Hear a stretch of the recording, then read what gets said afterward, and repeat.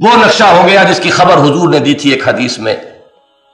حضور نے فرمایا تھا یوشک ان یاتی زمان، ایک ایسا زمانہ آئے گا کہ تمہارا حال ہے مسلمانوں سیلاب کے اوپر جو جھاگ ہوتا ہے اس کے مانند ہو جائے گا.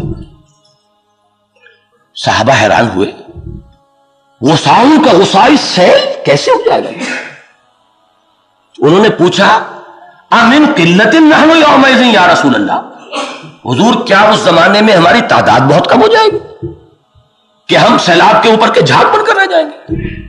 حضور نے فرمایا نہیں، بل انتم یومئذ کثیر، تم بہت ہوگے لیکن تمہاری حقیقت کچھ نہیں ہوگی، جھاگ ہوگے. اور دنیا کی قومیں تم پر ایک دوسرے کو ایسے دعوت دیں گی جیسے دسترخوان پر کھانا رکھنے والی دسترخوان بچھا کر کھانا چن کر پھر مہمانوں کو بلایا کرتی ہے کہ آئیے کھانا تناول فرمائیے. اس طرح اقوام عالم تداعی علیکم الامم، امتیں جو ہے اقوام تم پر ایک دوسرے کو بلائیں گی، یہ لقمہ تر ہے، یہ نوالہ تر ہے، آئیے تشریف لائیے. تو جب صحابہ نے پھر پوچھا کہ حضور یہ کیوں ہو جائے گا، آپ نے فرمایا تم میں ایک مرض پیدا ہو جائے گا جس کا نام وہن ہے، واو ہے اور نون.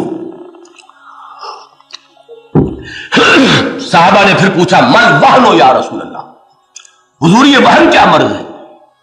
اب یہ غور سے سنیے اور اپنے سینوں میں ٹٹولیے اپنے دلوں کو.